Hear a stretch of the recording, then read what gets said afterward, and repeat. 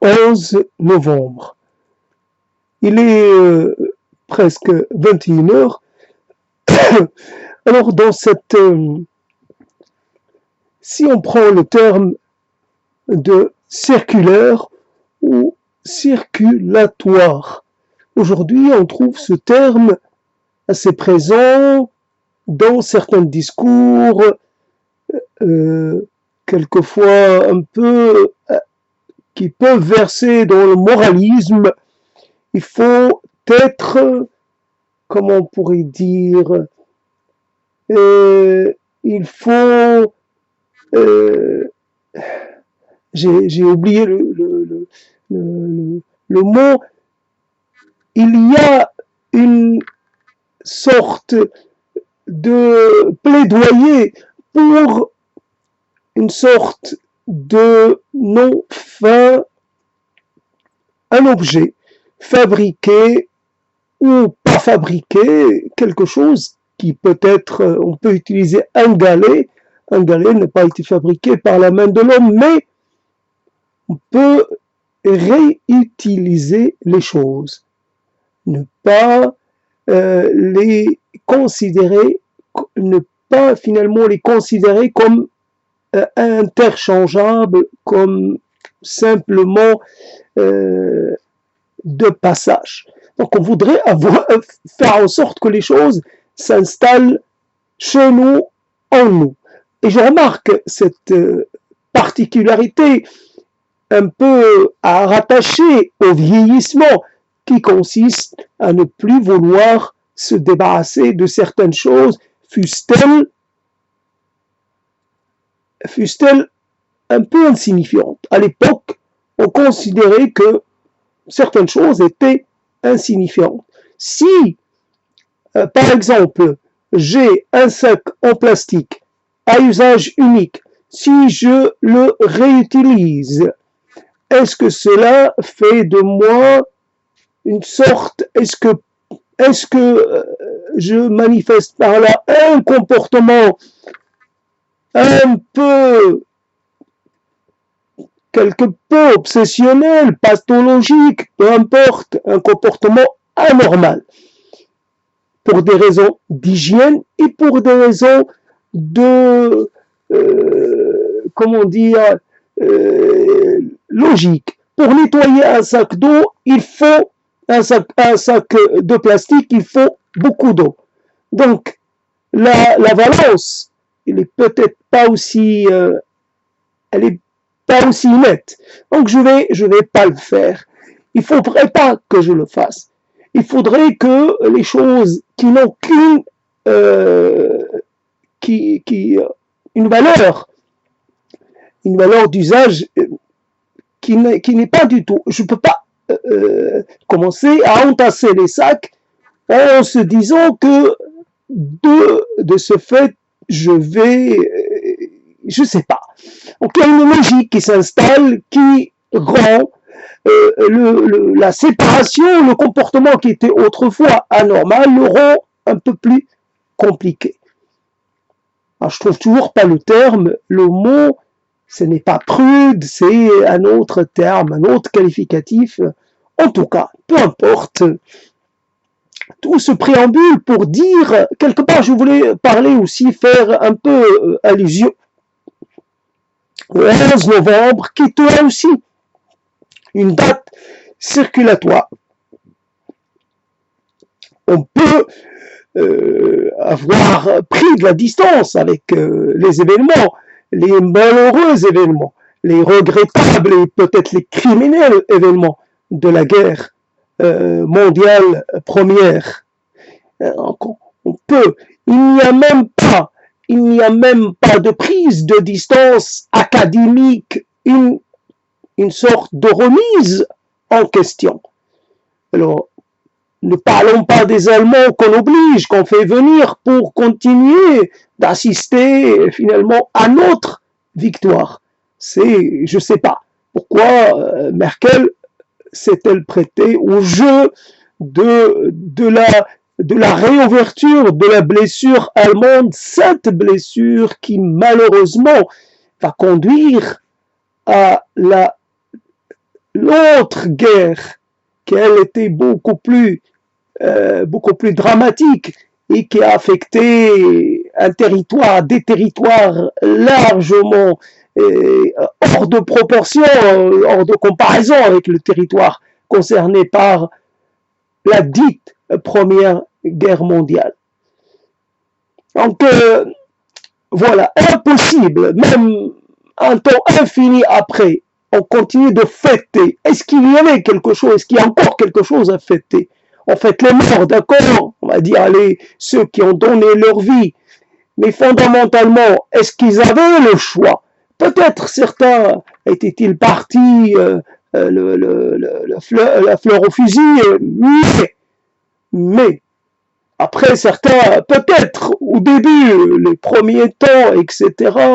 Mais après, une fois l'enlisement, une fois les tranchées, une fois les conditions terribles de cette guerre, certains, pardon, moi, je souris, je sais parce que certains ont dû simuler la folie, mais évidemment, ils ont dû en payer les prix parce que on a découvert qu'ils simulaient. Et je me rappelle de ces gens qui simulaient pour ne pas faire leur service militaire, qui se mettaient dans des états pas possibles, qui étaient à la recherche d'une sorte de décoction capable de les faire disjoncter, quitte finalement à ce qu'on les considère comme des fous P2 ou je ne sais quoi, et quelque part que de cette manière, ils ne puissent plus intégrer la fonction publique. Quoique je pense à quelqu'un qui finalement aujourd'hui est dans la fonction publique. Est-ce qu'il a eu recours au stratagème, je ne sais pas,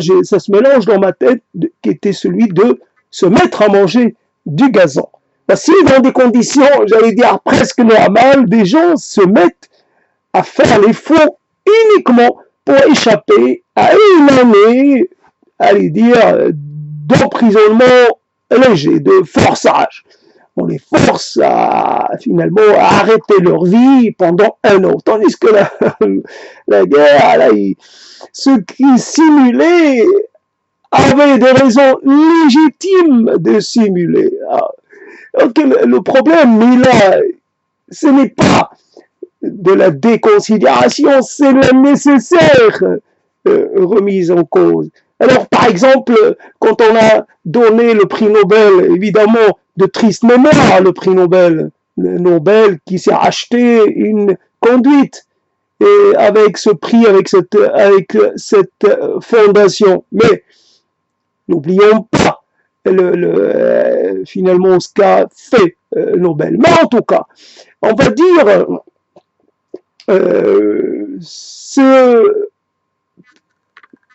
on a donné le prix Nobel à un certain Barack Obama au début de son mandat. Alors à la fin, on peut juger. Il ne peut plus finalement être responsable de quoi que ce soit, à part peut-être, je ne sais pas, dans des conférences, ou appuyer à quelqu'un de guerrier, quelqu'un d'agressif, mais généralement, ça n'a rien à voir avec la position qu'il avait quand il était aux commandes. Aux commandes, il pouvait déclencher des guerres. Et je me rappelle quand il a conduit l'opération d'assassinat d'un personnage hautement mis en avant, etc., dont le rôle a été extraordinairement estimé, un personnage, un pauvre gars qui a finalement... Donc, le fait qui a mis en scène l'assassinat, ou peut-être pas l'assassinat, ce personnage a peut-être déjà été assassiné, mais on a mis en scène. C'est important la mise en scène. On est dans la guerre de communication, dans la guerre psychologique. Ça n'a jamais disparu, la guerre psychologique. Alors voilà.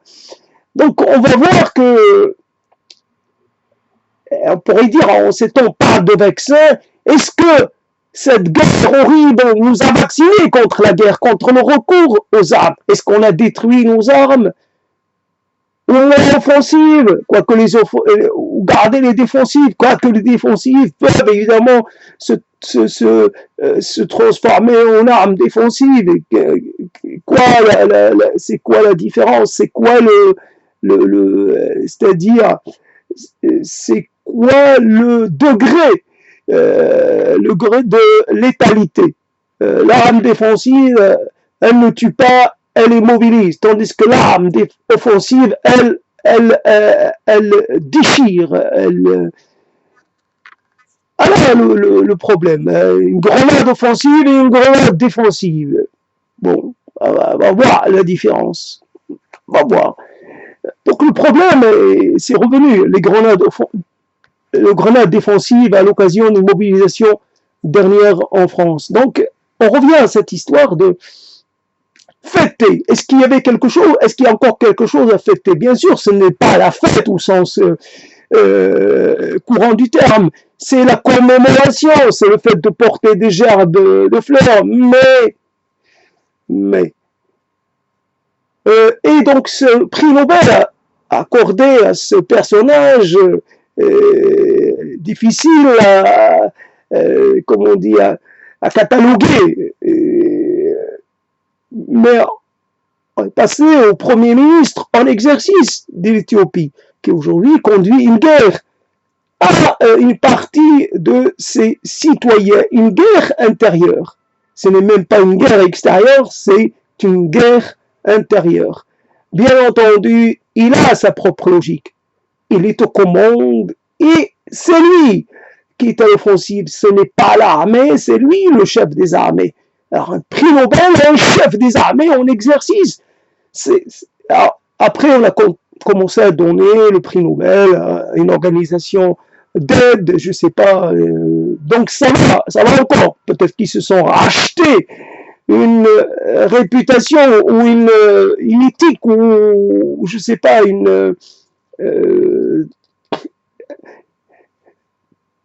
voilà le problème. Le problème avec la guerre et le problème, c'est que quand on parle de civilisation et guerre, c'est antinomique. On ne peut pas se dire civilisé tout en continuant de pratiquer la guerre, de s'y préparer, d'accumuler les armes, d'entraîner les hommes, etc., d'enseigner la guerre, d'enseigner le patriotisme, d'encourager les gens à verser dans le nationalisme, alors qu'en fait, on est, par ailleurs, en se prétend universaliste. Ah, c'est tout cela, une contradiction et d'autres contradictions. Ça ne s'arrête jamais. Donc, on est là. Donc, cette histoire archi banale, mais qui révèle extraordinairement. Aujourd'hui, dans la ville où je réside depuis une éternité, on a trouvé énormément d'enfants.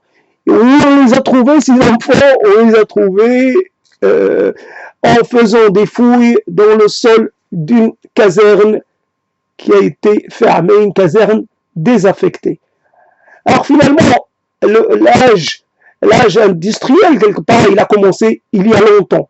Fabrication en série pour le transport de l'huile d'olive, pour le transport du vin, et j'imagine pour autre chose, mais déjà, donc, on ne peut pas dire que la fabrication intense, conséquente, a commencé aujourd'hui. Même le plus petit atelier, il y a toujours, on fabrique plus que ce que pourrait en avoir besoin, et soit par anticipation, soit pour faire de l'échange. Donc là aujourd'hui, on est dans des comment dire, on est dans des rythmes et on est dans des échelles évidemment inédites. Là, je vais quelque part. Donc ça signifie quoi? Je vais quelque part dans un endroit réservé aux pauvres patentés ou semi-patentés. En tout cas, c'est le réduit à discount à l'intérieur d'une grande surface normale. Dedans, il y a, et on met ça à la disposition des pauvres, et ça fait que 4,75 € les centilitres, donc pas besoin de guetter les promotions. Donc on achète ça avec évidemment joliment présenté avec une image, je pourrais dire, d'Épinal, presque une image mythifiée, romancée, tel que cela ne se fait plus, évidemment. Un rattachement, je sais pas, une nostalgie de l'ancien temps, les choses allaient lentement, évidemment. On va faire un lien avec l'Italie, puisque ce produit est censé être italien, alors qu'au fait, normalement, il doit être espagnol. Mais bon, ce sont deux pays latins, pourquoi ne pas les unifier ou les réunifier, il n'y a aucun problème. Et puis, c'est une huile, elle ne connaît pas les frontières, elle fait pas la différence, elle n'a pas pas été conditionnée pour être nationale. L'huile, c'est l'huile, ça dépend de la terre, le soleil, ben c'est le même soleil pour tout le monde, partout. Et l'eau, elle est la même partout, presque. Évidemment, ça change, mais quelque part, c'est une huile qui a vu le jour quelque part sur cette terre. Donc, peu importe, c'est pas la peine de le nationaliser. Mais en tout cas, il y a quand même une petite chose. Alors, les Italiens qui reviennent à une sorte au slow food, au slow life, d'une certaine façon. Donc, quelque part, on pensait que dans l'ancien temps, les choses étaient beaucoup moins hâtées, ou peut-être le stress était moins présent, voilà, quelque part. On en fait une idée très romancée sur l'ancien temps, presque béatifié. Il y a un côté, sûrement ça n'a rien à voir avec ce qui se passait à l'époque, mais pourquoi pas. La nostalgie, tant qu'elle reste, comment dire, un peu esthétique ou à la surface, c'est pas grave. Il y a d'autres formes de nostalgie qui peuvent, à ce moment-là, être un peu difficiles à porter ou difficiles à soutenir. Là, on est dans quelque chose qui est extraordinaire parce que, évidemment, quand même, le vert, il est bien vert. Et là, c'est important de souligner que ce n'est pas un verre transparent, c'est bien un verre vert censé protéger le contenu dans des rayons de soleil, donc de la lumière. C'est quand même, certainement, ça coûte plus cher de fabriquer ce verre-là, puisqu'il faut peut-être ajouter un colorant, ajouter des minéraux. Donc, la chose, voilà le problème. Alors, le destin des objets, j'en ai déjà parlé, même la bouteille d'olive, j'en ai déjà parlé, mais c'était pas cette bouteille-là. Cette bouteille-là, c'est la première fois que j'ai rapport avec elle. Alors, la chose, elle est que cette bouteille m'était familière et m'est restée familière pendant une vingtaine de jours. C'était quelque chose que je prenais tous les matins pour aller me servir de ce qu'il y a dedans. Puis là, je la remettais à sa place. J'avais un rapport de nécessité, j'avais besoin et j'étais satisfait de ce qu'elle me procurait. Cette huile a été, j'allais dire, une huile qui n'a pas vraiment beaucoup de caractère, mais qui n'est pas non plus elle n'est pas grasse. C'est une huile, bon, elle a été bien, comment dire, le mélange a été bien fait, donc ça va, ça passe. Ça passe, alors qu'il y a des huiles qui sont, qui vous font penser à quelque chose de l'ordre de l'huile de table. Il y a quelque chose de gras. Vous avez goût de gras sur la langue. Alors que là, donc, cet objet, qu'est-ce que je vais en faire? Maintenant que je lui ai retiré jusqu'à l'ultime goutte d'huile d'olive. Donc, il devient inutile. Le problème est que cet objet, évidemment, j'en ai qu'un seul, donc pour moi, il est unique. Je pourrais, je sais pas, je pourrais ouvrir un musée pour les bouteilles d'olive, pour tout ce que finalement j'aurais utilisé et finalement qui devient quelque peu surnuméraire. Donc je déposerai ça et finalement je ne saurais pas où mettre tout ça. Car évidemment, les habitations actuelles n'ont pas de grenier, n'ont pas de cave, il n'y a pas moyen de stocker pour les générations futures, quelque part. On va dire, ah, tiens, c'était comme ça qu'on faisait, les bouteilles étaient comme ça, voilà, la forme, les formes, la contenance, etc. Voici évidemment les affiches, voilà, toutes les indications, etc. Dans 100 ans, c'est quoi 100 ans? Ça peut se conserver, le verre peut se conserver éternellement. Voici un objet qui est donc éternel en puissance. En tout cas, a priori, il n'y a rien qui puisse l'atteindre. Bien sûr, il peut subir des micro-lésions.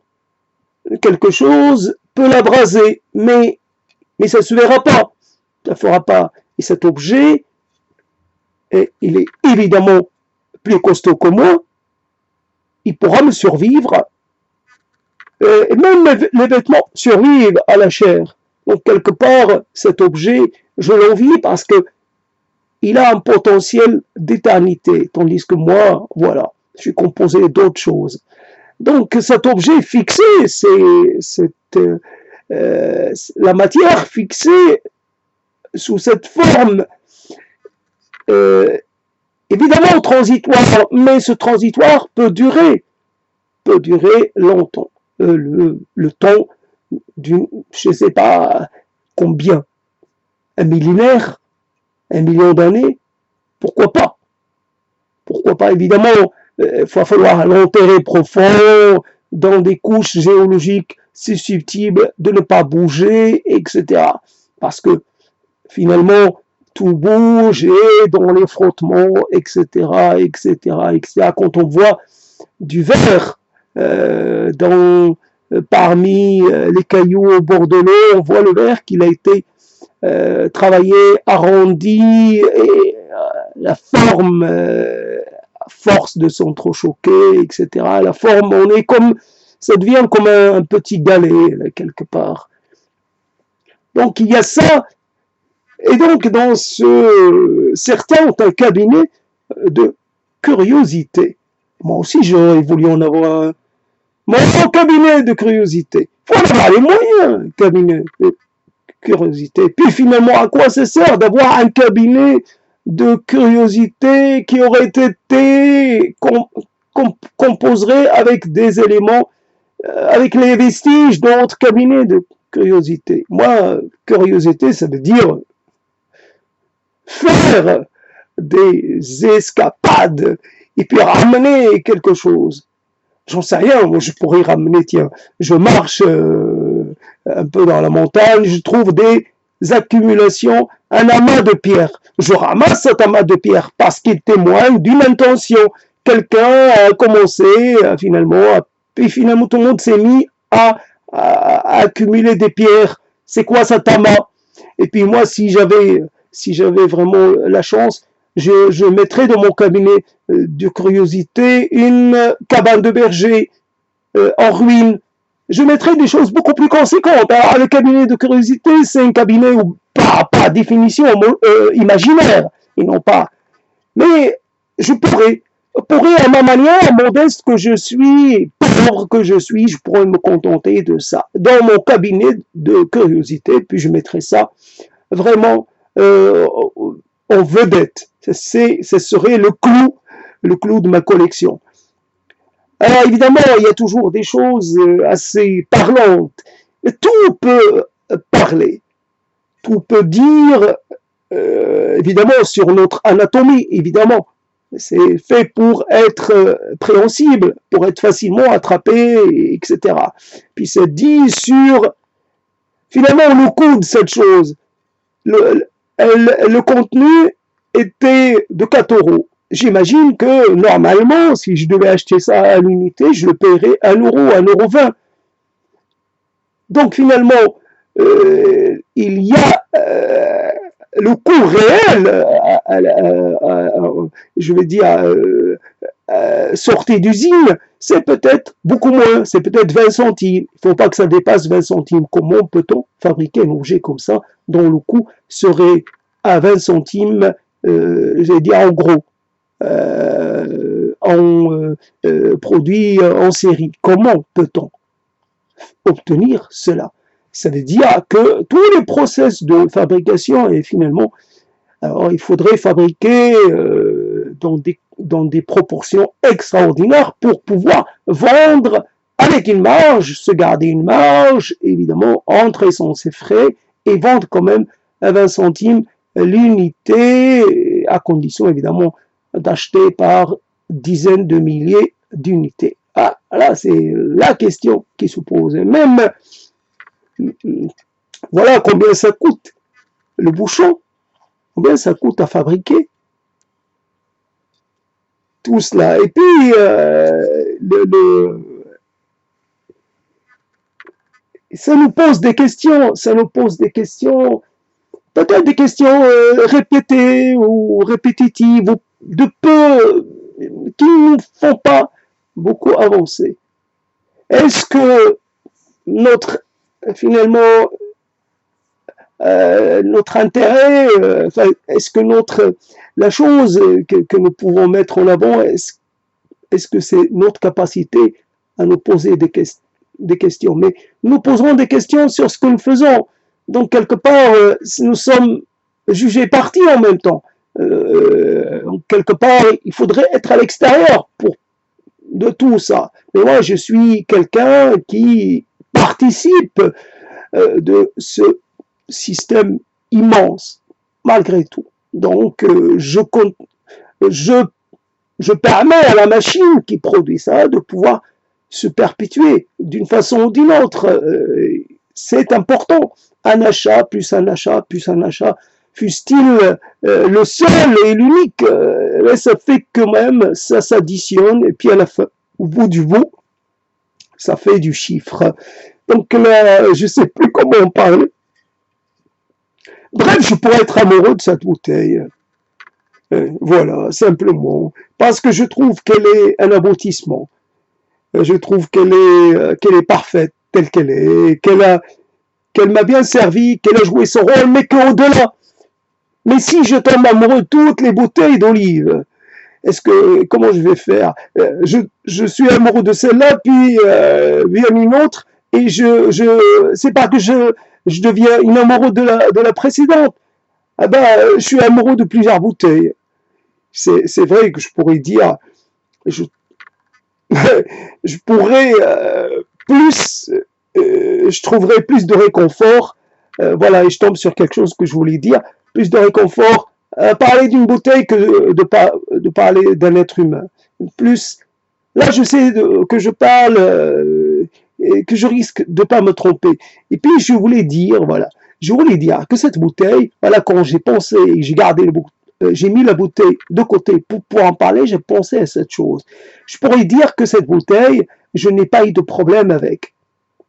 Je n'ai pas eu de mauvaise surprise. Cette bouteille ne m'a causé rien. Dans le background, il n'y a rien. Il n'y a aucun, mauvais affect, cette bouteille, sauf quand je suis allé l'acheter avec d'autres choses, mais je l'ai acheté en même temps. J'ai entendu un employé qui remplissait les rayons, dire, grommeler dans son... il s'adressait à personne, qu'est-ce qu'ils sont sales. Donc c'est lié à cette réflexion évidemment désobligeante, raciste, classiste sur les gens qui s'approvisionnent dans les rayons hard discount. Voilà, l'employé qu'est-ce qu'ils sont crades. Moi, j'ai pas vu le cradé de la chose, mais dans les rayons, mais lui, voilà, c'était sa réflexion dite à haute voix, mais qui ne s'adressait à personne, évidemment. Il avait le regard vide. Je l'ai regardé, il ne regarde jamais, il ne regarde pas. Il ne regarde pas les gens. C'est comme s'il n'existait pas pour lui. Mais il en pense quelque chose quand même. Pour lui, ce ne sont que des salles. Ce ne sont pas des êtres humains. Ce sont des êtres qui font du sale. Et qui le forcent, puisque normalement, dans ces rayons-là, ça tourne pas mal, donc qui le forcent à travailler, à travailler beaucoup. Il faut remplir, parce que ça part vite, parce que des pauvres, il y en a beaucoup, et ils viennent tous vers le hard discount. Les sales pauvres, comment dire, la sale engeance. Si les pauvres n'existaient pas, le monde irait beaucoup mieux. Il n'y aurait que des riches. Peut-on encore se poser la question. Comme les gens, voilà, qui à un moment donné ont dit, avant à l'apparition de l'agriculture, avant le néolithique, qui est déjà bizarre, donc le néolithique et l'agriculture, donc le nouvel âge de pierre, et en même temps, il y a du changement. Donc le néolithique, c'est le début de la propriété privée, c'est le début de la violence, c'est parce qu'on a de la propriété qu'il faut se défendre, etc., etc. Mais un chasseur-cueilleur, lui, qui a un territoire, obligatoirement, soit il se bat avec d'autres clans de chasseurs-cueilleurs, soit il fait alliance avec eux pour, évidemment, se battre avec d'autres clans. Alors, on peut avoir des coalitions, on peut avoir des coalitions de clans, on peut avoir des clans, clan contre clan, on peut avoir tous les cas de figure. Mais la violence, c'est simple. Être violent, c'est quelque chose de très simple. Alors, il y a le registre le plus bas dans la violence, l'expression la plus basse, la plus basique de la violence. Puis l'expression tout dépend des circonstances, tout dépend du rapport de force, tout dépend du degré d'émotivité, etc. Donc, dire que, voilà, à une certaine époque, il n'y avait pas la propriété privée, ça veut dire qu'il n'y avait pas de raison d'aller voler, d'aller attaquer, d'aller agresser l'autre. Il est possible que quelque part, je ne sais pas comment ça se fait, un groupe de chasseurs rencontre un autre groupe de chasseurs. Ils voient qu'ils ont fait bonne chasse, ils se disent, tiens, et on ne va pas se fatiguer, on leur pique ce qu'ils ont. Pourquoi pas? C'est une hypothèse extraordinairement plausible. Alors voilà, donc je suis là. Et en même temps, dans ce mouvement qui se continue, on peut parler. Comment ça se fait que le monde continue d'exister après que des êtres aient été réduits au silence? On parle de gens qui sont morts il y a longtemps. Et aucun survivant de cette génération-là, aucun, nulle part sur cette terre. Et pourtant, on continue d'en parler. Peut-être un Sénégalais quelque part, mais j'en doute. Donc le problème, c'est que il y a des gens qui meurent, connus ou pas connus, jeunes ou âgés, souvent âgés dans les conditions actuelles, et personne n'en parle. On ne commémore pas les morts nos morts actuels. Et le monde continue d'exister comme si de rien n'était. Et c'est ça le problème, c'est ça la grande question. On pourrait dire, un mort est finalement, comme on disait, un seul être vous manque et toute la terre est dépeuplée, mais justement, un mort c'est un drame universel. Un mort même quelqu'un d'âgé.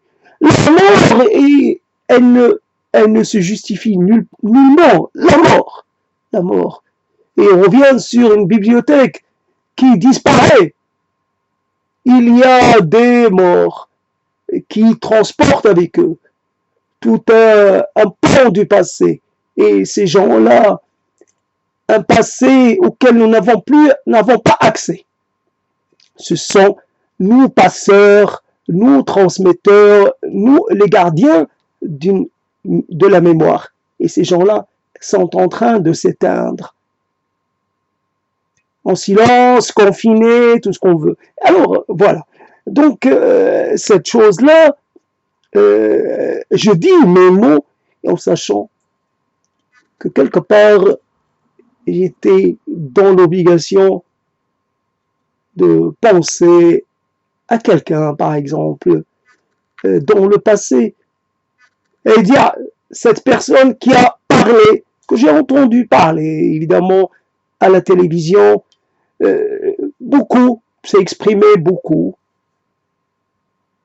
Cette personne ne pourra plus parler. Cette voix reconnaissable, évidemment, et elle a cessé. Et la cessation, cesser d'exister, ça veut dire entamer le processus de décomposition. C'est pas qu'en fait la mort, on ne bouge plus, on ne dit plus rien, on n'interagit plus, c'est qu'on commence à ne plus ressembler à l'être que nous étions. Et c'est ça le plus dur. C'est que on commence à puer, on commence à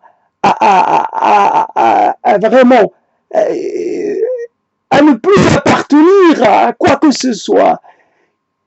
La chose qu'on fait le plus vite, toujours avec les morts, soit on les met, on les conserve, on les remplit de produits de conservation, soit on les met très rapidement en terre.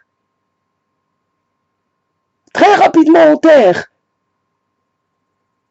Cachant cet objet devenu hideux, cet objet qui risque de nous pouvons pas accepter l'image de la mort. Nous ne pouvons pas. D'ailleurs, ça pourrait d'autres peuples l'accepter, mais nous non. Et c'est quelque part, ça peut se comprendre.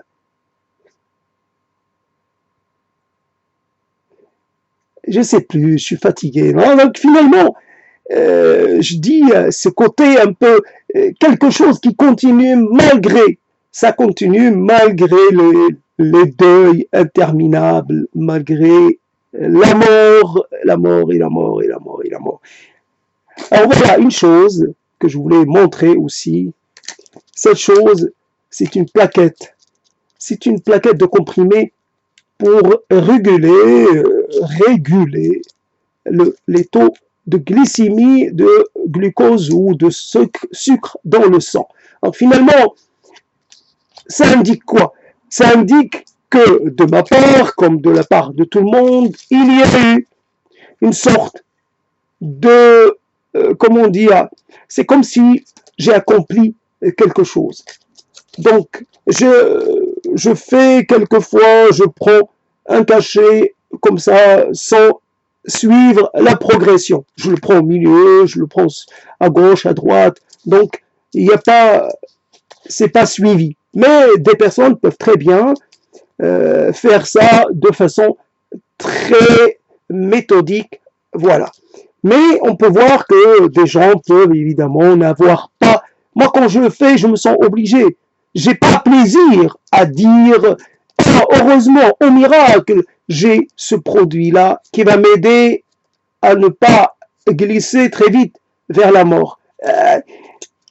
Donc, cet objet devient inutile. Avant, il était extrêmement utile. Il a perdu sa fonction. Alors, poubelle, incinération, voilà, perdu sa fonction. Sa fonction, ou sa fiction aussi. Donc, ça veut dire quoi? Ça veut dire quoi? Nous aussi, quand on perd notre fonction, ou voilà, comme moi, j'ai perdu ma fonction, je me sers plus à rien. Donc, quelque part, poubelle, quelque part incinération, comme aujourd'hui on incinère sans leur aval des gens qui meurent de la pandémie et on les incinère. Ah, si on croyait que cela n'existait qu'en Chine, que là, évidemment, à Hong Kong, en Chine, dans les villes, etc., alors là, en France aussi, on incinère. comme ça. Donc, cette chose-là disparaît. Disparaît, il faut bien. On confie ça à quelqu'un, il y a toute une infrastructure qui est chargée de récupérer ça contre, évidemment, des impôts, etc. On paye de quoi rémunérer, permettre à ce service de se maintenir, collecte des ordures, des déchets. Ça devient un déchet. Voilà donc ce que fait la médecine moderne et toute la chimie, et évidemment, toute la chimie qui nous pose problème, qui nous rend service, mais qui aussi nous pose problème. Alors, la chimie, ami, ennemi, voilà, et on ne sait pas. Et quelque part, c'est parti, c'est un mariage, non pas d'amour, mais un mariage de raison qui est amené à durer jusqu'à la fin. Tu dois apprendre. Tu n'as pas le choix. Tu es quelque part dans une dimension, voilà, et ça, tu dois y rester. Alors, il n'y a pas de retour en arrière. Il n'y a pas de rémission. Il n'y a pas de sortie. On ne peut pas dire sortie de crise. Ça n'existe pas. Retour à l'anté. Et ça n'existe pas. Alors, voilà comment cette chose nous parle, évidemment, pourquoi les choses sont disposées comme ça, pourquoi, pour le côté pratique, etc. Alors, l'infrastructure, usine, matière un peu excipient, tout ce qu'il y a à côté, en dehors du principe actif, et puis, voilà, la guerre que se livrent les laboratoires, la médecine, le rôle des médecins, la santé, etc. Qu'est-ce qu'encore utile, qu'est-ce qu'encore inutile, qu'est-ce que...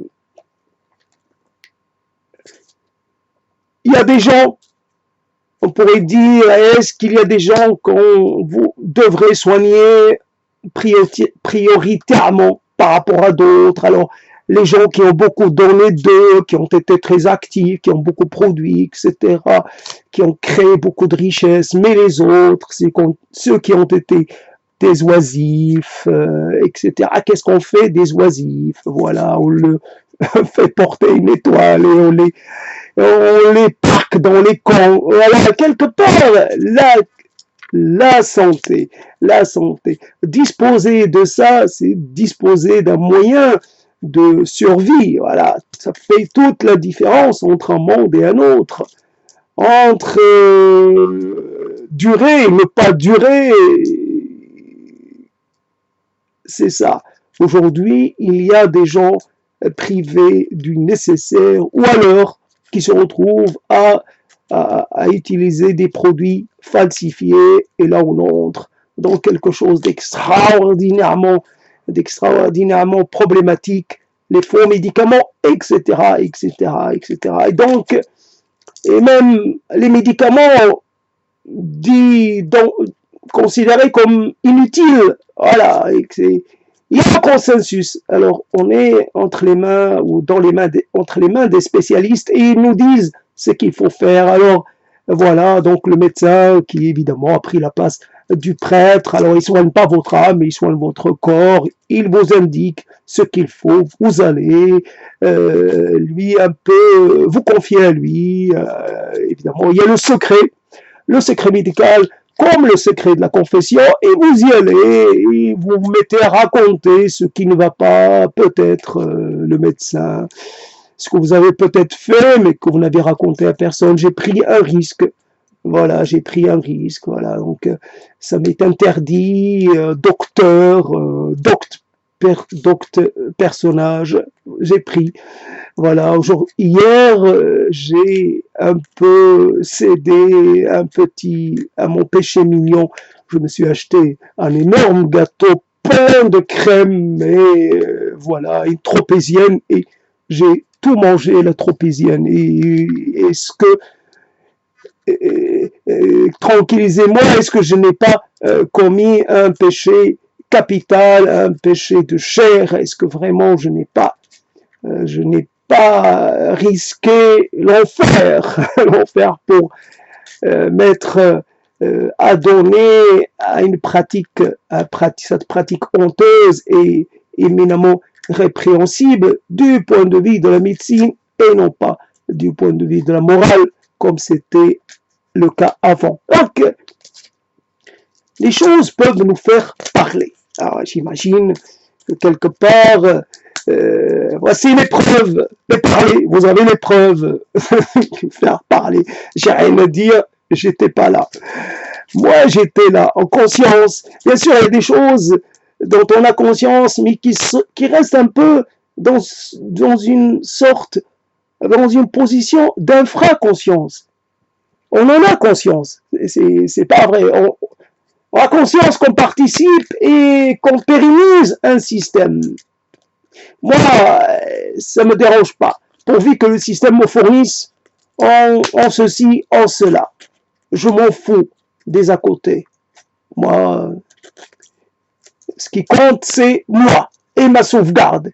Et tout le problème. Et finalement, quand on se considère comme appartenant au collectif humain et non pas à un collectif, au collectif, il n'y en a qu'un. Même si au collectif humain, on ne peut pas penser perso, on ne peut pas penser pour soi. Mais quand on pense pour soi, on se dit parce que en moi, il y a le collectif. C'est ça, je pense à moi collectivement. C'est un peu comme on dit, une forme de logique comme ça. Et on arrive dans des choses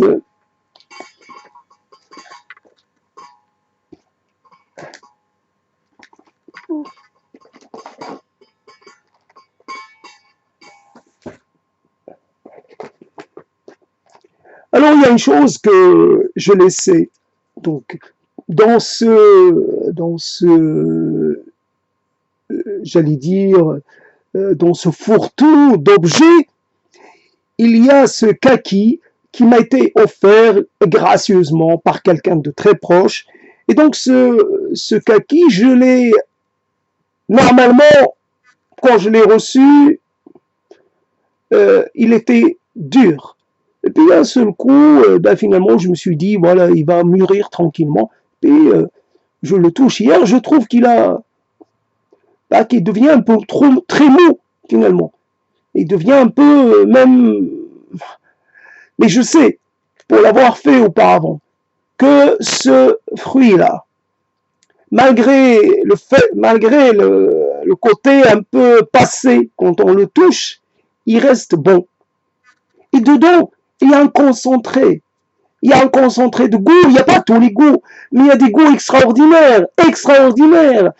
Et il y a une explosion. Et pour quelqu'un qui a un problème avec le sucre, c'est trop sucré. C'est trop beau. Alors c'est un loukoum. Chez les fruits, c'est le loukoum des fruits. Ou alors, il y en a d'autres. Mais c'est trop sucré. Mais c'est bon. C'est bon. Et les gens, je ne sais pas ce qui fait que les gens pensent à vous. Les gens pensent à vous. Cette idée du partage. Cette idée d'acheter pour l'autre.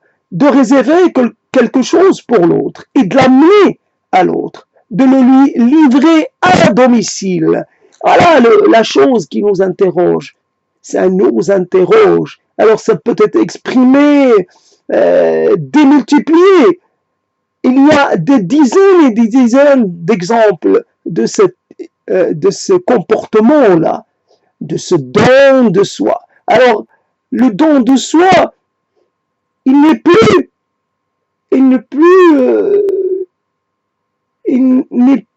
comment dire, par un don réciproque. Il n'y a plus de don et contre-don. Il n'y a que le don. Le contre-don, il n'y a même pas un merci. Il n'y a même pas une reconnaissance. Je t'ai amené ça et tu le récupères. Tu le récupères. Rien de plus. Voici donc un don absolu quelque part. Ou alors, touchons à l'absoluité. Voilà. Et évidemment, sûrement, ça vient d'Espagne, et l'Espagne qui, évidemment, oui, voilà, nourrit les pauvres, l'Espagne nourrit les pauvres Français. Sans l'Espagne, les pauvres Français n'auraient pas accès à certains légumes et fruits. Et merci l'Espagne, et merci, je ne sais pas, le capitalisme agraire espagnol, la productivité espagnole, etc. Merci, même si les Espagnols dans l'affaire épuisent leurs ressources, leur terre, leur eau, leurs ressources hydriques, etc. Voilà, et peut-être qu'en Espagne, ceux qui participent à tout cela, ce sont des gens, à un moment donné, c'était des gens venus de Moldavie, venus de Roumanie, et peut-être là aussi, je ne sais pas, quelqu'un qui est derrière lui toute une histoire, une longue histoire, et quelqu'un peut-être en ramassant ce fruit, il était en train de penser à quelque chose et peut-être en train de chantonner. Et je peux penser que peut-être il a une belle voix et que peut-être il aurait été plutôt chanteur lyrique ou chanteur tout court, il aurait été courtisé, etc. Là, il est là dans des conditions pas normales, il est loin de chez lui, et il est obligé de faire le même geste, il est obligé de rester jusqu'à la tombée de la nuit, voilà, un travail, travailler n'importe quelle condition, mais besoin de travailler loin de chez soi, et puis la petite récompense, envoyer de l'argent chez soi, c'est l'ultime récompense. Voici un peu ça. Et encore une fois, beaucoup de choses à dire sur le travail, sur les échanges de main-d'œuvre, de produits, de services, et tout cela. Et ce monde qui, finalement, ne peut pas, c'est-à-dire ce monde obligé de prendre aux uns pour donner aux autres. Si moi j'ai ces produits-là, parce qu'il y a un différentiel de niveau de vie qui fait que, évidemment, etc., etc., est-ce que l'inégalité de niveau de vie, est-ce qu'elle a ses raisons d'être, ou est-ce qu'elle est, je ne sais pas pourquoi, un tel va toucher si peu pour compenser ses journées de travail, un autre va toucher beaucoup plus, et pour le même travail, est-ce que il rentre dans un processus, une sorte de ligne de fuite, voilà, quelque part, de réflexion et d'interrogation. Donc, je trouve, je n'ai pas beaucoup parlé du kaki, mais c'est comme ça. Alors, j'ai des problèmes. Alors, le doute reste tout de même présent. Qu'est-ce que ça va être quand je vais me mettre... Finalement, il y a toujours cette histoire. Quand on trouve la chose très bonne, on se dit c'est tellement bon, c'est tellement extraordinaire, je ne peux pas le garder pour moi. Comme une bonne nouvelle, on ne peut pas la garder pour soi. Mais là, il s'agit, je partage, et comment partager quand déjà on a croqué dedans, on a mis ces bactéries, alors c'est pas évident, mais comment parler à quelqu'un du plaisir qu'on a ressenti, que nos papilles ont ressenti, que quelque part, comment transmettre cette émotion, ce flot d'émotions, de sensations et de plaisir, bien qu'on en a d'autres expériences du plaisir. Alors le plaisir peut être associé quelquefois à du lait fermenté, le lait fermenté qu'on va jamais trouver aussi bon que celui auquel on a goûté ailleurs. Pas parce que l'ailleurs est fantastique, parce qu'il y a un équilibre, température, etc.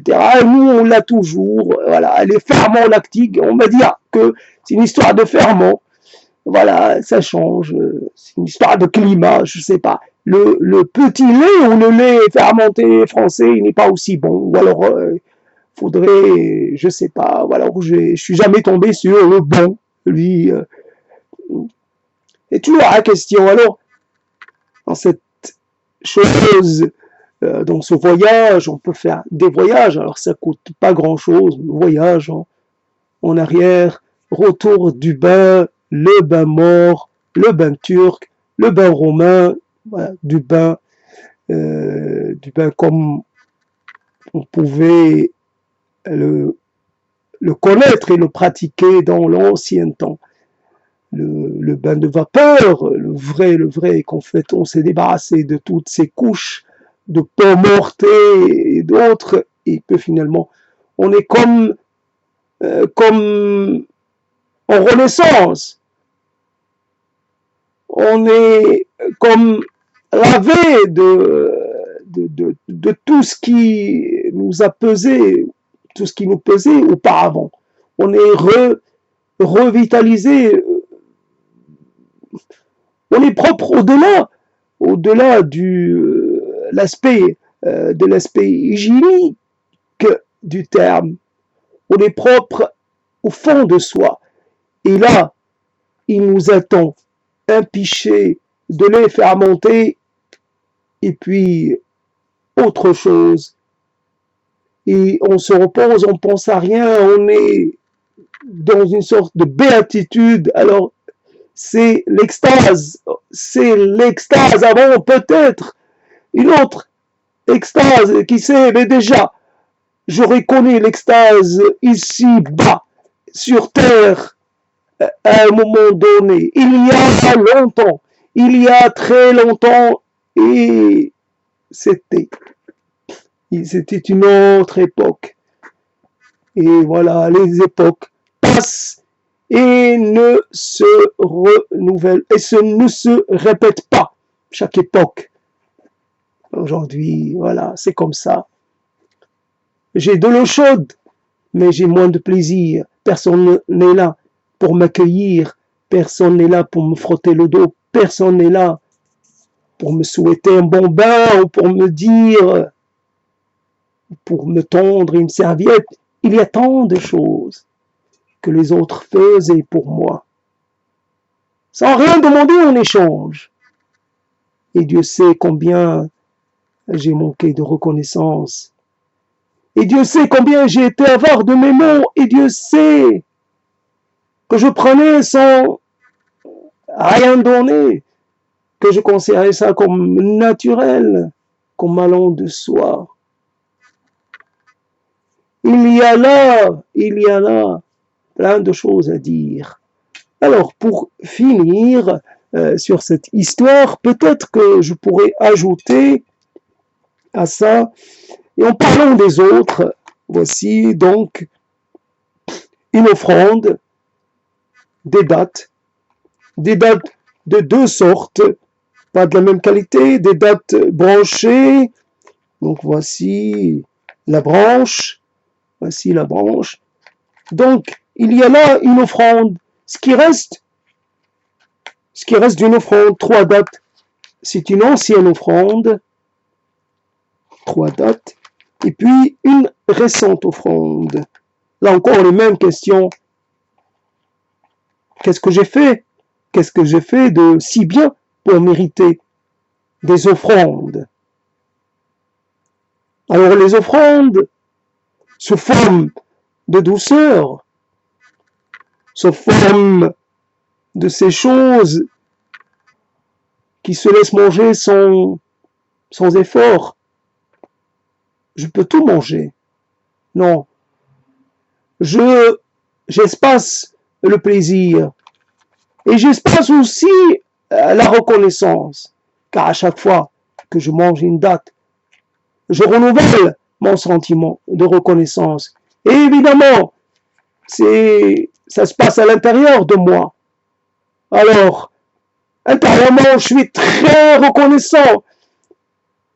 Mais extérieurement, ça se voit pas, ça s'entend pas. J'ai pas écrit, j'ai pas témoigné, j'ai pas dit. Alors, celui qui ne dit pas, là, on ne peut pas deviner ce qu'il pense. Je crie ma reconnaissance, je l'avoue. Je suis un être qui a des dettes, qui vraiment se retrouve endetté jusqu'au parce que il a pris sans compter, il a pris à l'un et à l'autre, et même les mots, et même les phrases, et même les positions, et même les idées, même les sentences, et tout. Je suis reconnaissant, éternellement reconnaissant à tous ceux qui m'ont offert quelque chose. Quelle était cette chose? Il y a un être que je vénère d'une certaine façon, que je vénère. Parce qu'il m'appelait. Il m'appelait frère, il m'appelait savant, il me donnait un bonbon. Moi, enfant, il me considérait comme savant déjà, et il m'offrait un bonbon. C'était extraordinaire, personne ne l'a jamais fait. Oui, mon grand-père m'offrait une piécette, c'est vrai, parce que je revenais du cimetière où j'ai été prié, où j'ai été psalmodié du Coran sur la tombe, Coran sur la tombe de mon grand-père, de mon autre grand-père. Mon autre grand-père mort, j'allais lire du Coran à sa mémoire. Et puis, je passais sur la tombe de mon arrière-grand-mère. Rapidement, sans m'attarder. Et après, de retour, c'est mon grand-père, lui, encore vivant, qui me témoignait de la reconnaissance pour le geste accompli. Et il m'offrait la piécette, puis, et ce n'était pas la pièce, tout simplement, pas la piécette, une pièce qui m'aurait permis d'acheter 2 bonbons, 3 bonbons, non, mais que moi, je mettais dans ma tirelire. Voilà la chose. Et comment aujourd'hui, grâce au mot, j'ai fait le lien. Et puis, un verre de thé que je trouvais pas assez sucré. Et je trouvais qu'il ne mettait pas assez de thé dans le verre. Mais cette maison, c'était la maison du bonheur, cette maison du grand-père dans laquelle il y avait la grand-mère et dans laquelle il y avait aussi la deuxième femme du grand-père, cette maison qui était pleine du monde, plein de monde dans laquelle il y avait beaucoup de gens. Cette maison que je vénérais, cette maison qui n'était pas ma maison, mais j'aimais cette maison. Voilà, je lui appartenais comme quelque part, je n'ai jamais appartenu à une maison, peut-être celle de la maison parentale, mais voilà. Donc, c'est comme ça que l'on fait. Alors, pour finir, puisqu'on est dans l'expression de la reconnaissance, alors aujourd'hui, malgré, on parle de circulation, aujourd'hui, on se retrouve avec des produits venant de très loin. Il y a des gens qui essaient de faire passer des aliments précis qui leur sont chers, mais qui offrent, qui ne sont pas évidemment dans les critères, j'allais dire, les critères d'hygiène suivis dans leur pays de résidence. Poissons séchés, viande de brousse, quelque part, ça peut poser problème à la douane. Mais il y a des produits qui arrivent parce qu'ils ne posent pas de problème. Alors quand vous avez un produit qui a parcouru des milliers de kilomètres, comment vous devez juger. Laissez de côté cette empreinte carbone, c'est de la rigolade. Pensez à la valeur symbolique de la chose. Comme les gens qui recevaient de l'eau de Zamzam venant de la Mecque. Évidemment, cette eau devenait sacrée, ils n'osaient pas y toucher. Moi, je me rappelle cette gourde qui était restée tout le temps fermée, dans laquelle il y avait de l'eau, supposée être de l'eau de Zamzam. Cette gourde faite en laiton, il contenait un liquide. J'ai pas vérifié, j'ai pas ouvert la gourde. Elle est restée telle qu'elle, quelques centilitres d'eau, pas plus, vraiment peu. Mais l'eau miraculeuse, évidemment. Surtout à des milliers de kilomètres de son origine. Et les choses acquièrent un caractère miraculeux, un caractère de, comment dire, j'allais dire d'unicité. C'est quelque chose qui devient unique de par son caractère exceptionnel. C'est exceptionnel parce que on ne peut pas rapporter beaucoup d'eau. Toute l'eau qu'on pourra rapporter, elle va se limiter peut-être au maximum à quelques litres, parce que c'est loin, parce que peut-être il y a une restriction, etc., etc. Quand on va à Lourdes, je ne sais pas si on peut se servir à loisir, mais déjà, on a de l'eau miraculeuse à la source de la grotte, et effectivement, pas besoin, je n'ai pas pris de l'eau à Lourdes,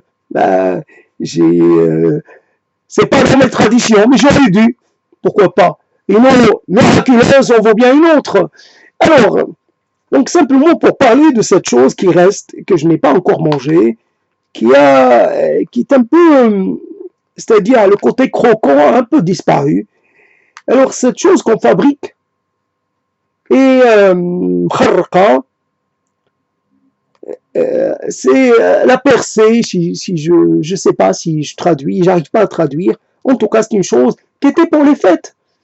Aujourd'hui, on a à notre disposition, comme de partout dans le monde, des aliments qui étaient réservés, comme pour les oranges, qui étaient réservés à des moments particuliers. Pourquoi l'orange?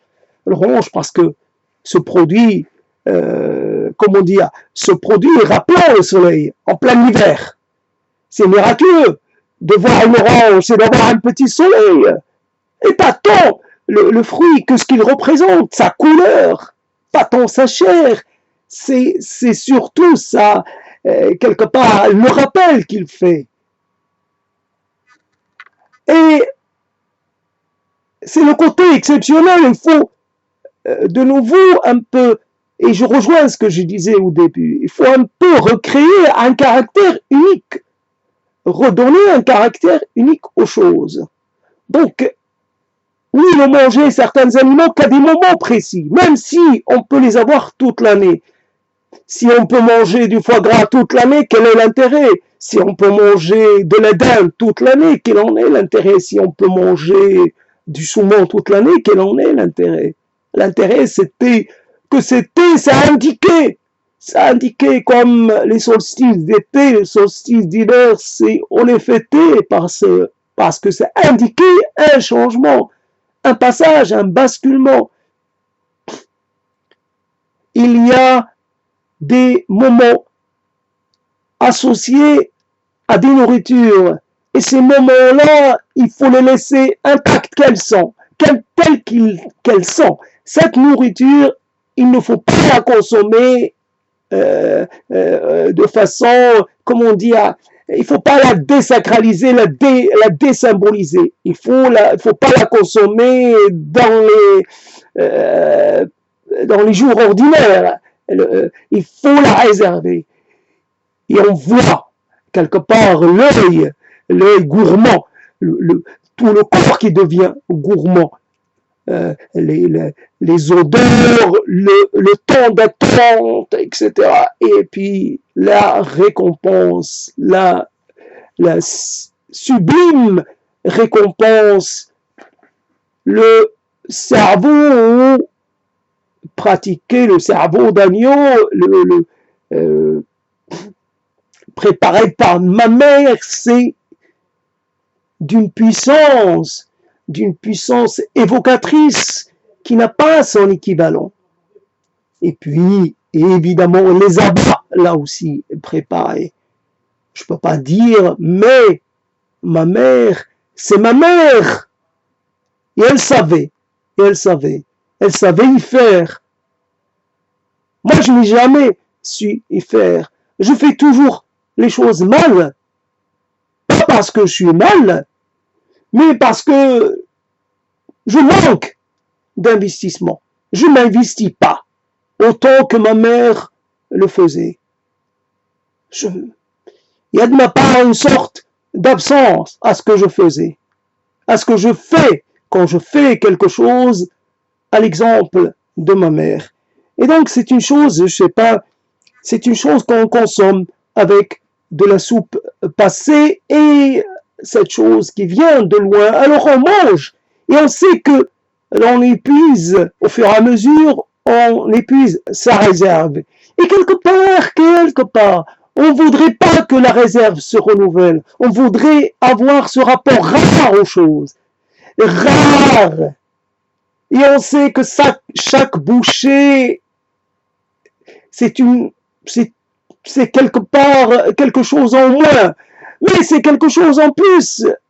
Paradoxe apparent, mais pas tant que ça. Ça se rejoint. Quand je prends quelque chose et que je la partage en deux. J'ai pas besoin d'attendre le paradis. J'ai déjà la sensation d'être au paradis. Je partage avec quelqu'un. Et c'est là tout ce qui compte pour moi. Tout ce qui me donne une raison d'être. Je suis dans le partage et non pas dans autre chose. Je suis dans la communauté et non pas hors de la communauté, mais évidemment, et après il s'agit de la communauté, etc. Donc, je suis un être des communautés. Alors, je ne sais pas comment parler, et puis ça ne se voit pas bien. Ça ne se voit pas bien comme ça aurait dû se voir. Il y a autre chose. Il y a une préparation à base d'amandes, etc. Une sorte de samosa, une sorte avec de la... comment on peut appeler ça? Je ne sais pas le dire, qu'elle offre plus, bien entendu. Il y a des douceurs et des gâteries, des choses extraordinaires qui sont beaucoup plus, allez dire, parce qu'il y a une variété de textures, il y a une variété de goût, alors que là, c'est le sucre plus le grain de sésame, ou peut-être ça peut être le miel, mais c'est un peu limité parce que, mais c'est déjà, le problème est que, ce que je voulais dire, c'était comment cela était fait. Il y a la façon de découper, et après, évidemment, on découpe et ça devient un objet merveilleux. Alors, quand c'est petit, c'est une petite merveille, et une merveille en réduction, et puis voilà.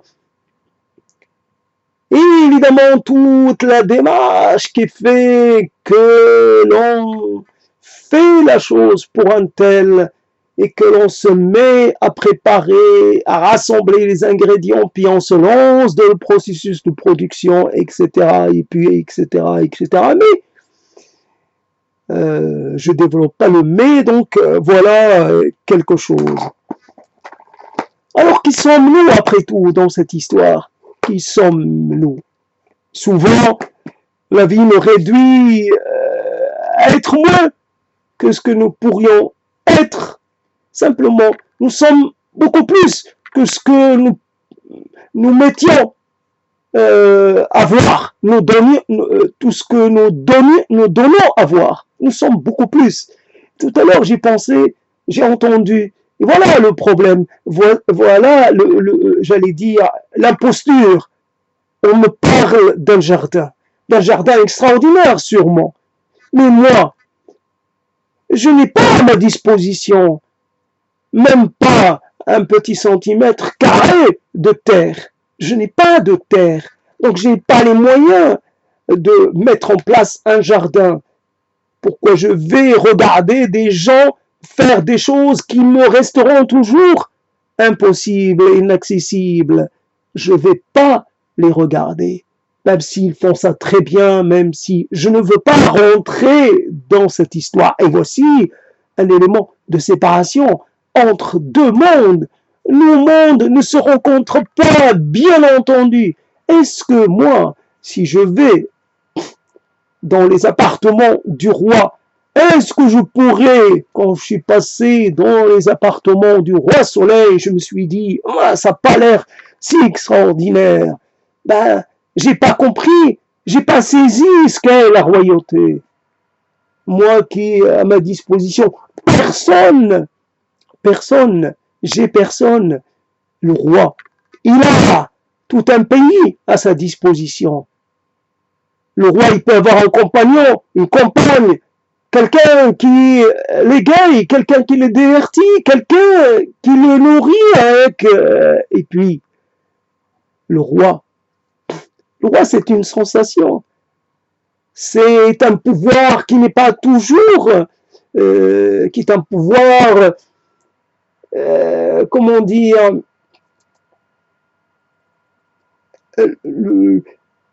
c'est une stature.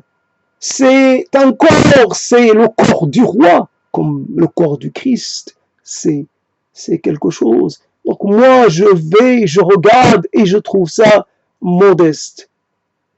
Je trouve que le lit du roi est modeste. Ah, c'est une inversion des choses. Donc quelque part, je ne regarde pas. Je ne regarde pas ce parc. Moi aujourd'hui, je suis dans le parc. Le parc qui est accolé au château du roi. J'y suis aux heures d'ouverture. Moi déjà, les parcs qui sont à côté de chez moi, ils sont régis par l'horaire. Si j'arrive au-delà de l'horaire, c'est fermé. C'est fermé. Et puis même avant que l'heure de fermeture n'arrive, déjà, le gardien vient me chasser, me dire de partir 20 minutes avant. Non, mais c'est pas encore l'heure. Mais déjà, il me fait comprendre qu'il faut que je plie bagage.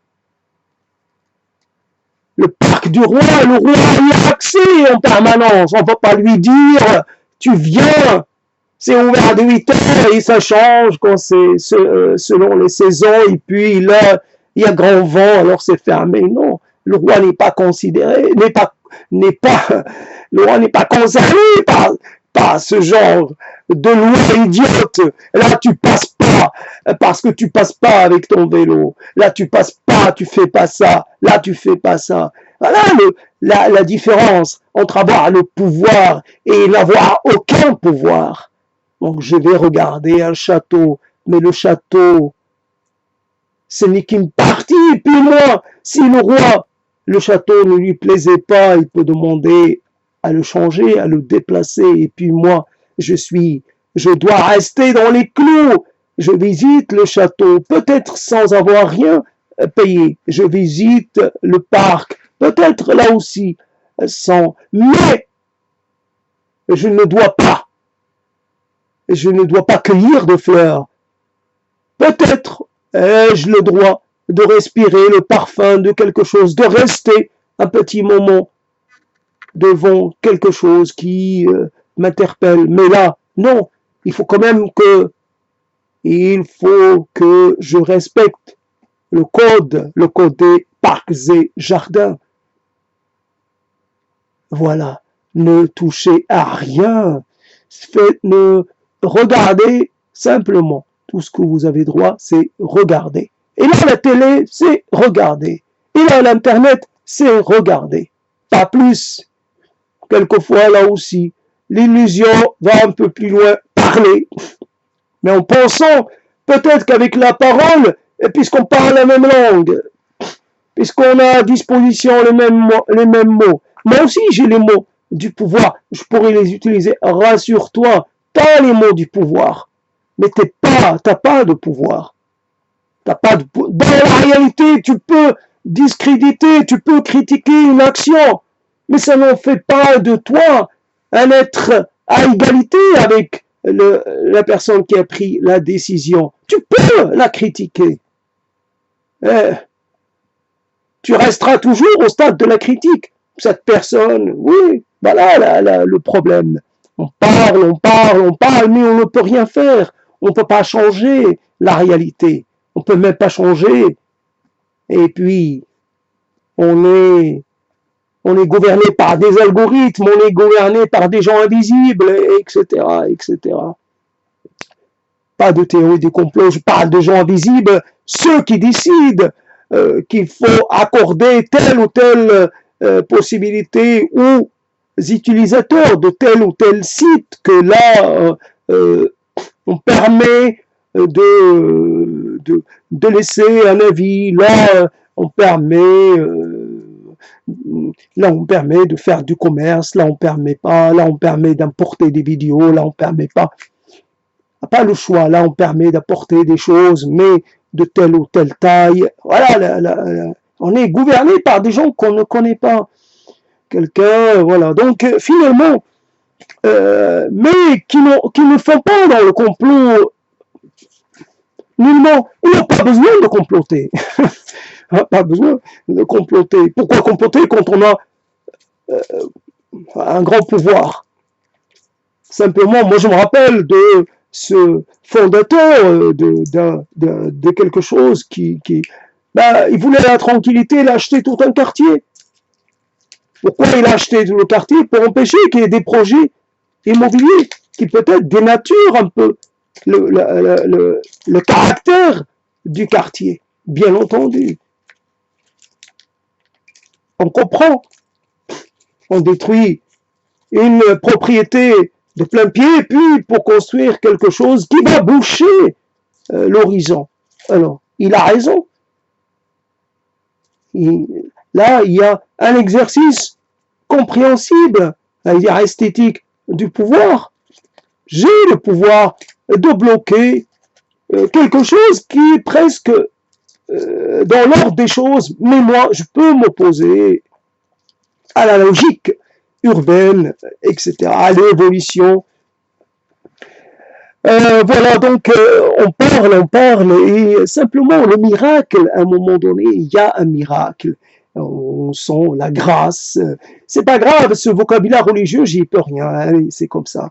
La grâce d'être un peu inspiré par les mots. Et on est reconnaissant, je ne sais pas qui, on est reconnaissant, peut-être je suis reconnaissant au café, alors là encore tout un processus, le café que qu'on m'a offert, etc., etc. Là encore, ce n'est pas du café que j'ai payé, c'est un café qu'on m'a offert. Alors, je suis reconnaissant à la personne qui m'a fourni un café, mais aussi à la personne qui a fabriqué le café et qui a fait que le café ne soit pas trop cher pour le budget de la personne qui me l'a offert. Alors c'est tout un empilement, un étagement de gens qui participent finalement à ce qu'on soit quelque part présent à soi-même dans un moment particulier. J'ai été présent dans la parole parce que des gens me l'ont permis, se sont associés dans cette affaire.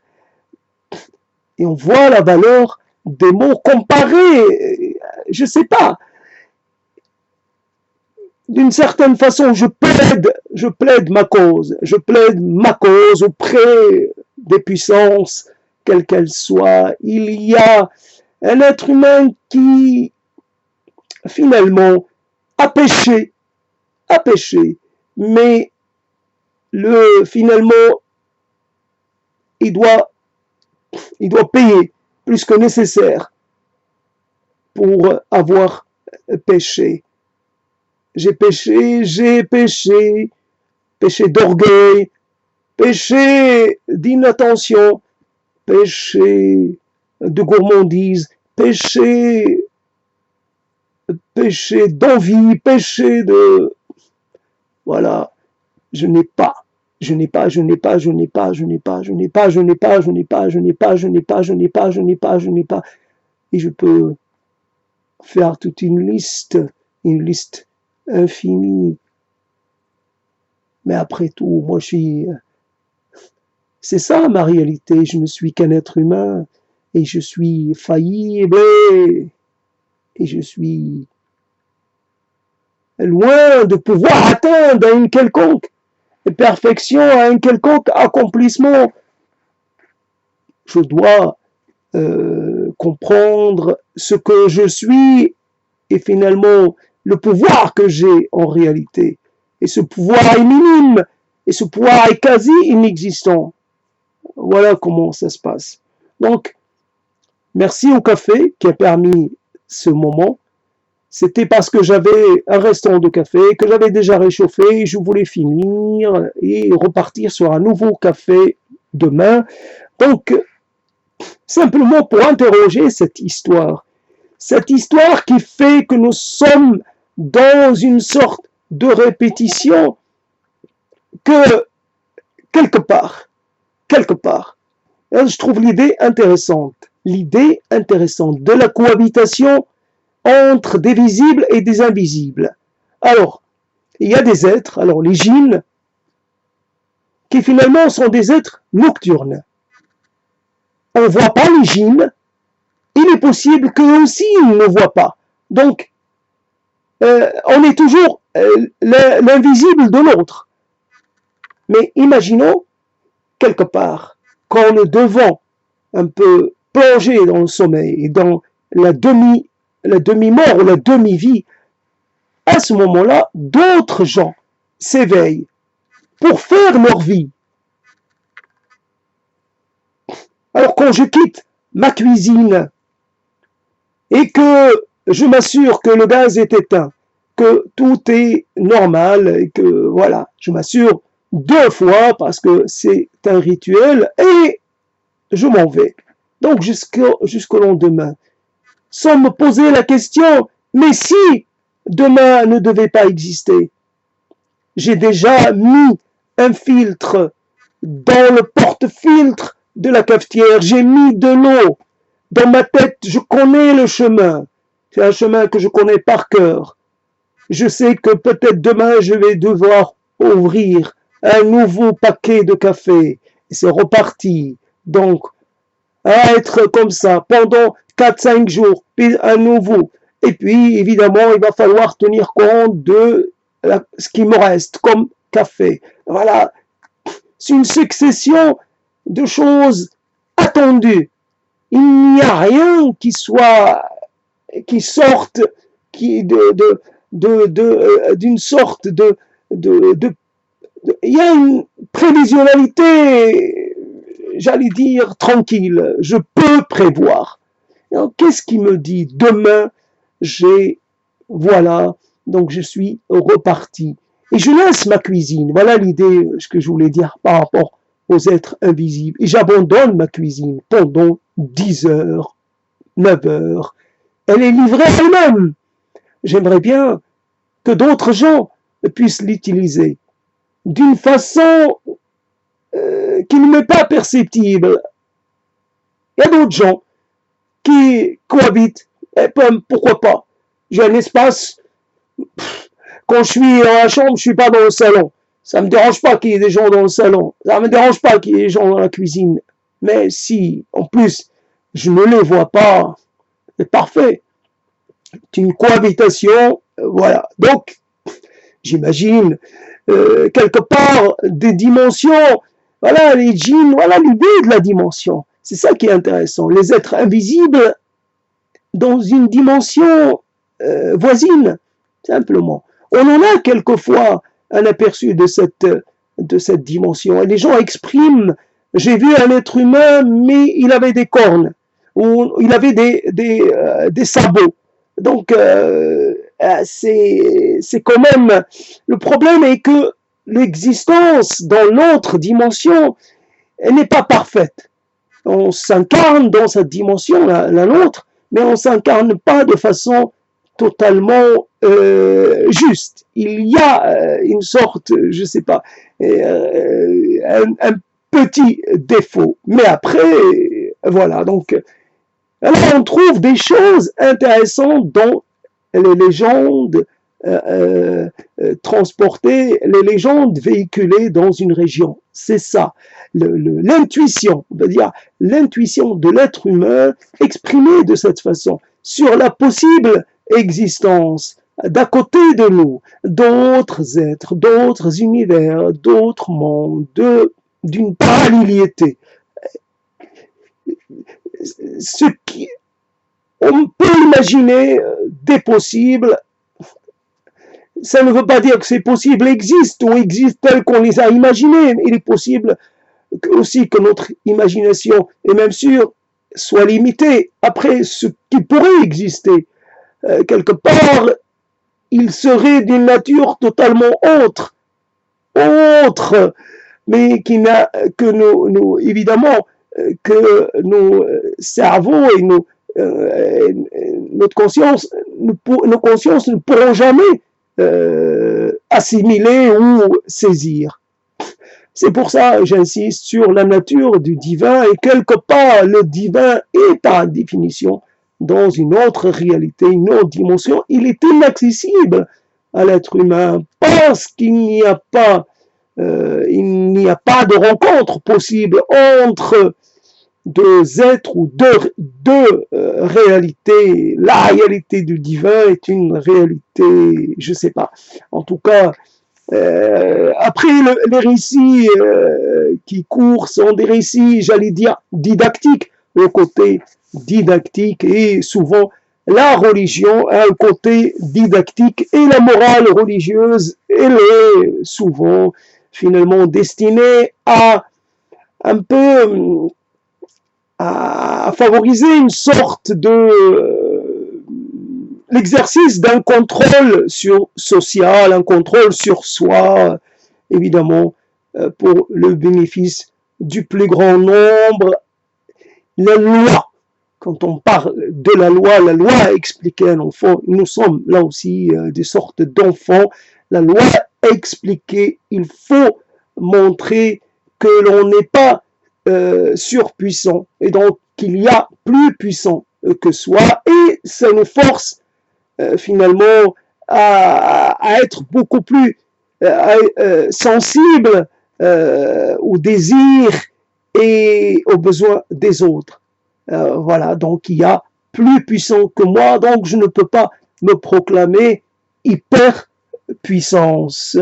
Voilà, donc je pense avoir atteint la fin de cette prise de parole, parce que on sent que toute chose a une fin.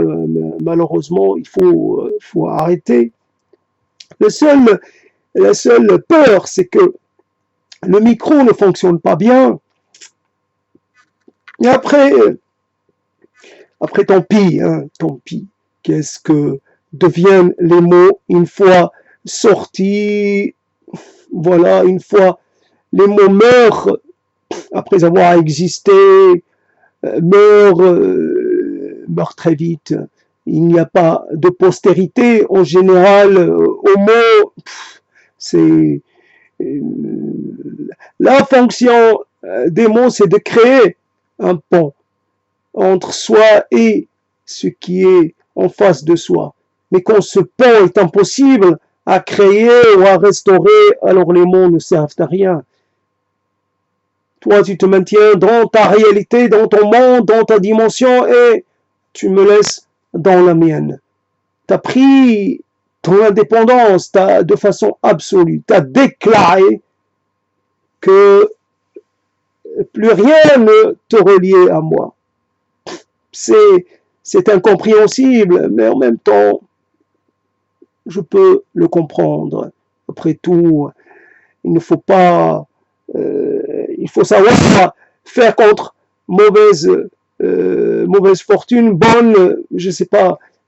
Quelque part, ce n'est pas si grave. Ça fait une sorte de préparation au silence, au grand silence à venir. Quoi qu'il puisse se passer, personne ne pourra prendre ma place. Et finalement, simplement, c'est la fin. Elle montre un peu le côté fatigué du corps. Là, c'est encore une fois le processus qu'a permis l'élévation, enfin le côté un peu densité qu'a permis le café, cette densité et se désarticule, se désagrège. Et on se retrouve presque dans une sensation désagréable, une sensation un peu... On a du mal à gérer cet effondrement. Alors on dit des choses un peu morbides quelque part. Mais Dieu sait que le morbide est tentant. Et l'allusion à la mort et le fait de citer la mort par-ci, par-là, de la convoquer à foison, je ne sais pas, comme si quelque part on imposait. On dit à l'autre, celui qui finalement se réclame de lois terrestres, on lui dit qu'il y a des lois plus fortes que les lois terrestres, les lois humaines. Tu essaies de m'imposer tes lois, mais tes lois, je ne les trouve pas aussi légitimes que ça, car voilà, la mort, et finalement, ça me fait penser à cette histoire, là, qui n'est pas morbide, qui n'est pas, mais une histoire qui est assez particulière, c'est que finalement, on peut voir, est-ce que, par exemple, un être qui se retrouve dans une position favorisée, est-ce qu'il a une microfaune bactérienne spécifique à dire pour les riches? Bien sûr, on peut trouver en fonction des endroits qu'ils fréquentent, microbiote en fonction des aliments qu'ils mangent, mais fondamentalement, les microbes ne connaissent pas les frontières de classe. Et comme ce virus-là ne connaît pas justement les frontières de classe ou de race, comme on continue de le penser et de le dire, comme on continue de penser qu'il y a des races. Et voilà, et simplement, alors on a dit il n'y a plus de race biologique, mais il y a des races. Alors c'est devenu un racialisme culturel, voilà, ou social, à défaut d'être biologique, là. Donc le virus, lui, c'est ça qui est...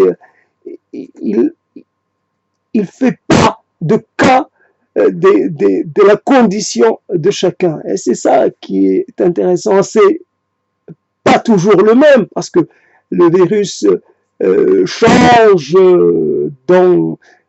finalement, se modifie en permanence, mute. Mais dans l'ensemble, il est le même. Le même, celui qui va mettre à mort un puissant ou un impuissant, ou un surpuissant et un impuissant, ou un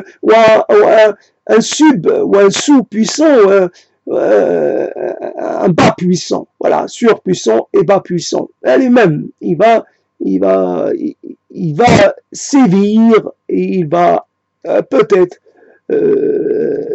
finalement voilà quelque chose. Alors, le monde, qu'est-ce qu'il nous offre?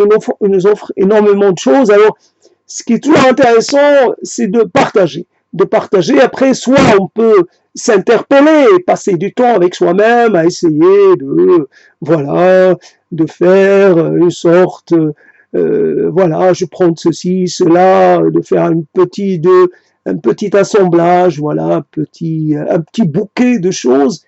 Et finalement, le bouquet, si on fait un bouquet, quelquefois, on le fait pour soi. Mais en général, comme la fois où j'ai fait un bouquet de fleurs sauvages, comme on dit, pas cultivées, donc je me suis dit, tiens, si quelqu'un me demande ce bouquet, je lui donnerai. C'est un bouquet simple, mais qui avait de la valeur pour moi. Parce que c'était le vestige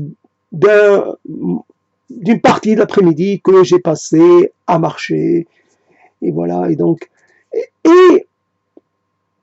mais personne ne me l'a demandé, et je suis revenu avec mon bouquet. L'intérêt de faire un bouquet, c'est de pouvoir l'offrir à quelqu'un.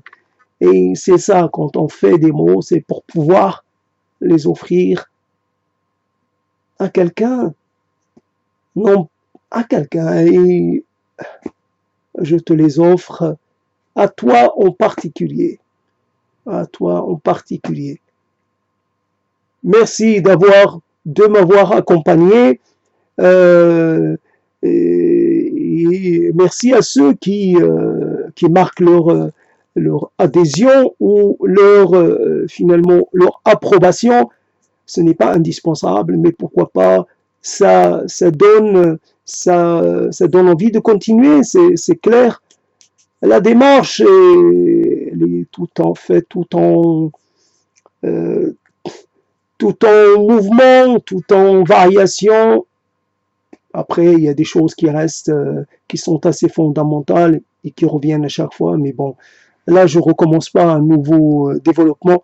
Je m'arrête là et je vous dis finalement, d'une certaine façon, qu'est-ce qu'on souhaite aux autres, qu'est-ce qu'on pourrait se souhaiter collectivement. Voilà. Donc, simplement de toujours trouver les bons mots pour faire parvenir nos messages aux autres. Trouver les mots qui conviennent, les mots qui nous aident, qui créent la médiation, la passerelle, le pont entre nous et les autres. Et puis même les mots qui nous permettent à nous-mêmes de pouvoir un peu nous comprendre et nous comprendre dans les travers que nous pourrions avoir, dans le mauvais entretien que l'on fait finalement de nous-mêmes dans cette, quelque part, cette façon que nous avons de ne pas vraiment jouer en notre faveur, quelquefois. Donc, quelquefois, nous sommes nos meilleurs ennemis. Le problème, il faut retourner la chose et devenir un peu quelque part, non pas dans cette vision un peu, j'allais dire, surréaliste de la béatitude, mais de façon très concrète, très basique, simplement savoir un peu donner aux choses leur propre dimension, ne pas faire surexprimer une chose, ne pas surréagir, ne pas être dans l'excès, mais plutôt dans l'attitude équilibrée. Voici, savoir un peu ne pas se laisser avoir par l'instant et par comment je pourrais dire, et par les vicissitudes un peu tout ce qui pourrait, les contrariétés qui pourraient finalement traverser notre vie, voilà, finalement, je sais pas. Donc il y a un mot qui m'a échappé, mais après c'est bon, voilà, il y a toujours des mots qui nous échappent et nous devons les laisser tels que, laisser leur liberté aux mots, pas de problème. Les mots qui veulent bien venir, ils sont les bienvenus. Ceux qui veulent pas venir, ben, ils passeront un autre jour et puis voilà. Et on continue jusqu'au jour où peut-être, on arrivera à dire le mot qui pourra tout changer. On cherche un mot ou deux, pas plus. Un mot qui pourra nous donner la clé, non pas la clé des songes, mais la clé pour des choses que nous n'avons même pas encore exprimées ou entrepris d'imaginer, entrepris, d'évoquer. Nous sommes dans une position, voilà, quelque part, se laisser porter par le courant, par le cours des choses, et puis essayer de toujours rester à la surface, malgré tout, y aller tranquillement, essayer d'être le plus léger possible, et puis laisser les choses nous emporter et laisser là nous déposer là où ça pourrait l'arranger, voilà. Tout est bon, toutes les terres sont accueillantes, tous les instants sont merveilleux et tous les sentiments sont beaux et tous les êtres sont des anges et la vie, la mort, c'est c'est aussi bien l'un que l'autre et puis etc etc et je m'arrête là et à bientôt dans une autre prise de parole.